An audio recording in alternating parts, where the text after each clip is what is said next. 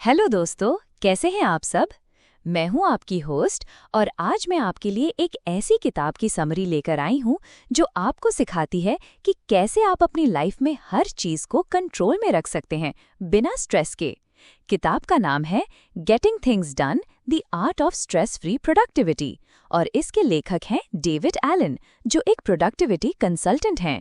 इस किताब को GTD के नाम से भी जाना जाता है।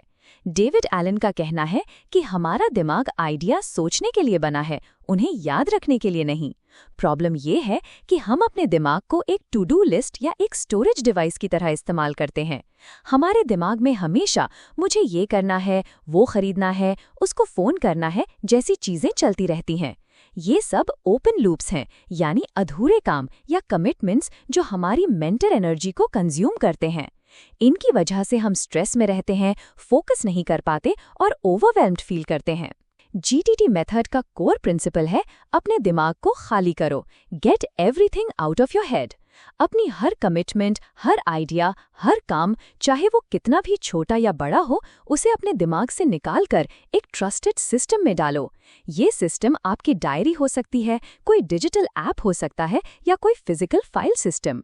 जब आपका दिमाग ये ट्रस्ट करने लगता है कि आपने हर चीज को एक सेफ जगह पर कैप्चर कर लिया है और आप उसे भूलेंगे नहीं, तब वो रिलैक्स हो जाता है। तब वो फ्री हो जाता है क्रिएटिव सोचने के लिए, प्रॉब्लम सॉल्व करने के लिए या प्रेजेंट मोमेंट में फोकस करने के लिए। ये माइंड लाइक वाटर की स्टेट है। जैसे पानी हर सिचुएशन में कामली और अप्रोप्रिएटली रिएक्ट करता है, वैसे ही आपका दिमाग भी रिएक्ट करता है। GTD मेथड 5 स्टेप्स का एक वर्कफ्लो है: capture, clarify, organise, reflect and engage. चलो इनको डिटेल में समझते हैं। स्टेप 1, कैप्चर, सब कुछ इकट्ठा करें। ये पहला और सबसे इम्पॉर्टेंट कदम है। अपने दिमाग में जो कुछ भी है उसे कैप्चर करो। हर काम, हर आइडिया, हर कमिटमेंट, प्रोफेशनल या पर्सनल। अपने इनबॉक्स को भरो। इनबॉक्स कोई फिजिकल ट्रे हो सकता है या आपके फ़ोन का नोट्स ऐप या एक नोटबुक। इस स्टेज पर सोचो मत कि इसका क्या करना है, बस कैप्चर करो। वॉइसमेल चेक करना है, मम्मी के लिए गिफ्ट खरीदना है, प्रोजेक्ट X की रिपोर्ट बनानी है, नया बिजनेस आइडिया आया है, सब कुछ लिख लो। इससे आपके दिमाग से बोझ उतर जाता है। स्टेप 2, क्लैरिफाई, स्पष्ट करें। अब अपने इनबॉक्स को एक एक करके खाली करो। हर आइटम को देखो और पूछो ये क्या है, और सबसे इम्पॉर्टेंट सवाल, इज इट एक्शनेबल, क्या इस पर कोई कार्रवाई की जा सकती है। इफ नो, अगर नहीं, अगर उस पर कोई एक्शन नहीं लेना है तो उसके 3 ऑप्शंस हैं। ट्रैश इट, कूड़ेदान में डालें, अगर वो बेकार है तो उसे डिलीट कर दो या फेंक दो। इंक्यूबेट इट, विचार के लिए रखें, अगर वो कोई आइडिया है जिसे आप समडे या मेबी करना चाहते हैं तो उसे समडे मेबी लिस्ट में डाल दो। फाइल इट एज रेफरेंस, अगर वो कोई यूजफुल इन्फॉर्मेशन है तो उसे एक रेफरेंस फाइल सिस्टम में डाल दो जहां आप उसे जरूरत पड़ने पर ढूंढ सको। इफ यस, अगर हाँ, अगर उस पर एक्शन लेना है तो अगला सवाल पूछो, what's the very next physical action, अगला भौतिक कार्य क्या है। प्लान द पार्टी एक प्रोजेक्ट है, एक्शन नहीं। नेक्स्ट एक्शन हो सकता है call catering service for quotes या make guest list. Next action हमेशा एक फिजिकल विजिबल एक्टिविटी होनी चाहिए। अब इस नेक्स्ट एक्शन के लिए 2 रूल्स हैं। द 2 मिनट रूल, अगर वो एक्शन 2 मिनट से कम में हो सकता है तो उसे तुरंत कर दो, सोचो मत, बस कर दो।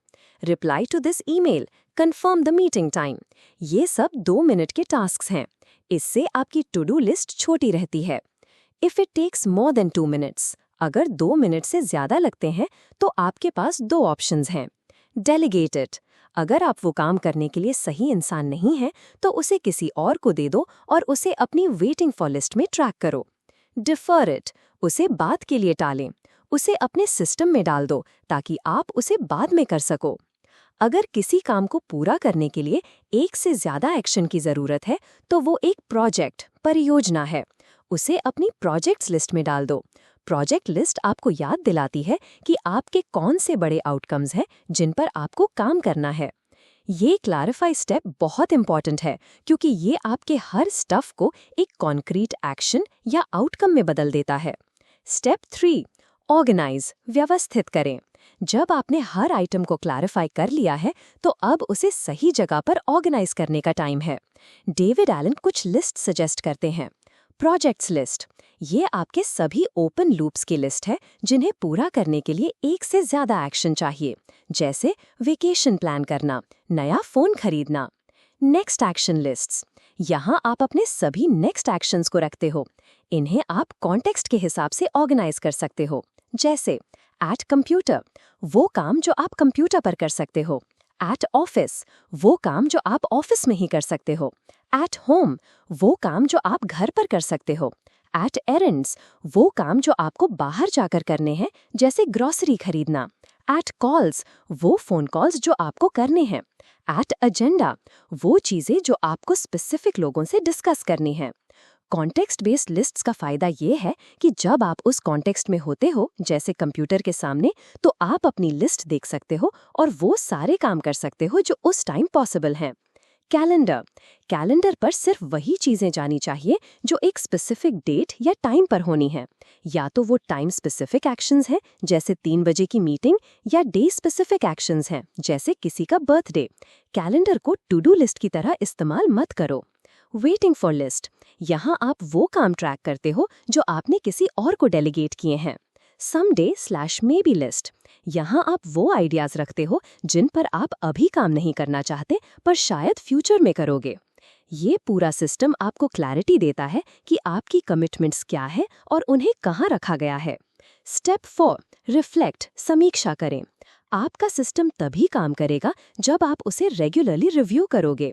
सबसे इम्पॉर्टेंट है वीकली रिव्यू, साप्ताहिक समीक्षा। हर हफ्ते थोड़ा टाइम निकालो अपने पूरे सिस्टम को रिव्यू करने के लिए। अपने इनबॉक्सेस को खाली करो, अपनी लिस्ट्स को अपडेट करो, अपने कैलेंडर को देखो और अगले हफ्ते के लिए प्लान बनाओ। वीकली रिव्यू आपके सिस्टम को करंट और ट्रस्टवर्दी रखता है। इसके बिना आपका सिस्टम धीरे धीरे बेकार हो जाएगा। डेली रिव्यू भी जरूरी है। हर दिन अपने कैलेंडर और नेक्स्ट एक्शंस लिस्ट्स को देखो। स्टेप 5, एंगेज, कार्य करें।